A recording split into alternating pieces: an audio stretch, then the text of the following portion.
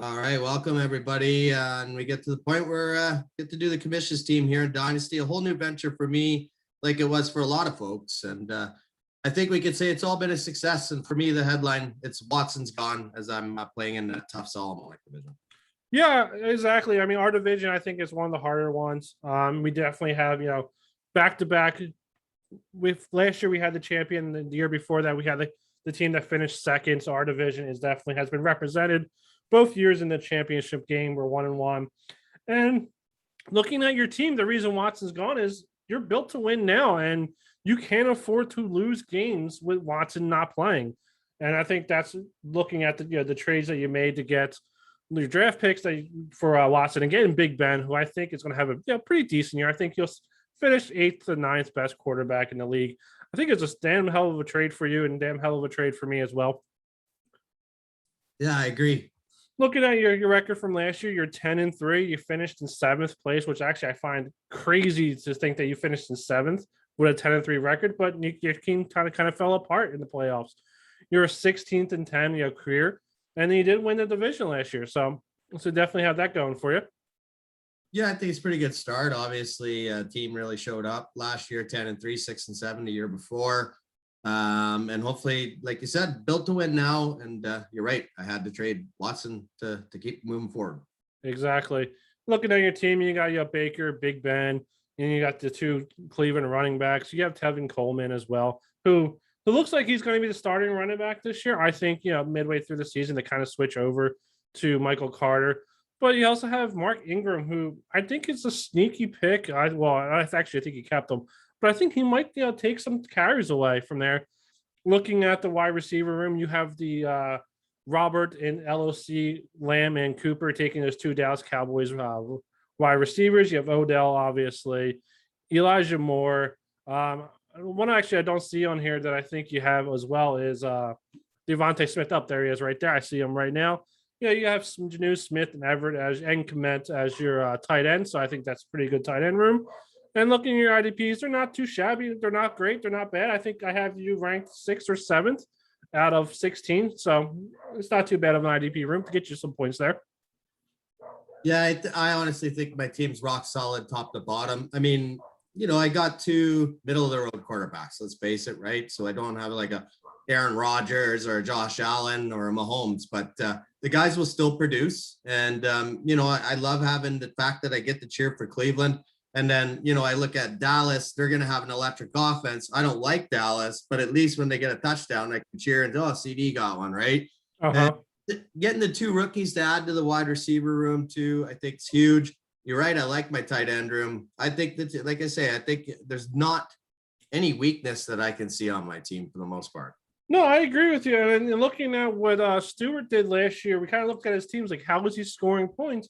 But he had, not the top tier, maybe not in the second tier. He had all middle of the road players who got consistent points every year, every game. And I think I averaged it out. If your offense gets you, 10 points a game per player, and your defense can get you between 3 and 5, you're going to win most games. So, I mean, that's definitely the way to go. And I mean, and that's how your team's built for this year.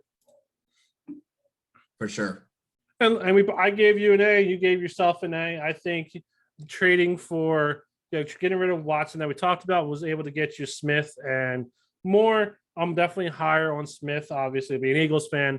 And I honestly think he was before, Chase, with his wife beating or girlfriend beating and drop issues. I think Smith was still the best wide receiver in the draft, and adding to your wide receiver room with Moore only solidifies that position for you.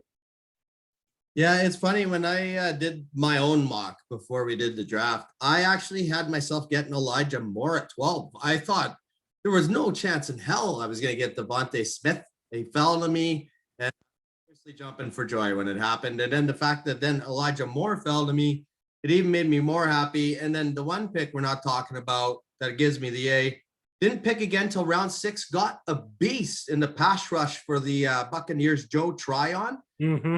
I don't know if you've heard the reports out of camp, but JPP gets hurt a lot. Joe Tryon could literally be pass rushing for the Buccaneers and playing a big role this year if that happens. That him and the guy I think you took, the linebacker you took right after him, he's also getting pretty good. I'm pulling it. I don't remember his name off the top of my head. I'm just scrolling down right now.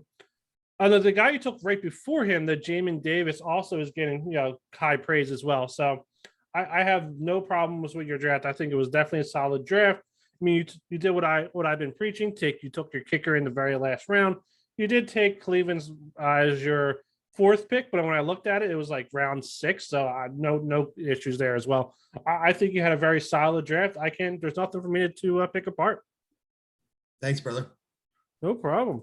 And looking at your predictions, you have yourself going 8-5. I have you going 7-6. I mean, just if you take me out of the equation for our division, we have a pretty hard division as well. Playing Bolt up, he has a pretty decent team. Likely losers again.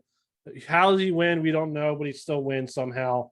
And it's a hard division. So and you play the division twice in Dynasty, so it's a tough division.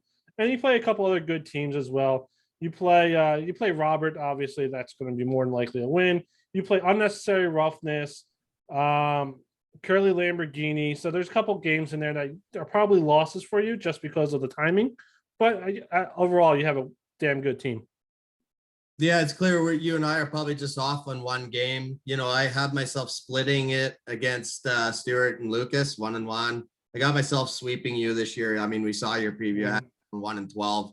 I think there is some guaranteed W's on there, but like you said, there's some tough games, and those are going to tell the difference really. And those are the teams that I have to beat if I think I'm going to be a champion, because those are the teams that are likely going to be in the playoffs. So all I can say is I think I'm going to be in the dance again, and I hope that I get to keep this beautiful trophy home. If not, I'll gladly send it to whoever the champion will be this year. Yeah, and I'm pretty sure the week that we have different is week 3. I have you losing, and then I have you splitting with BU or Bolts up. I have myself losing that one too. Oh, well, then I gotta wait for actually the weekly previews to see where we're a little off at. I'm curious. Absolutely. Now. Yeah. All right, man. I'll talk to you later.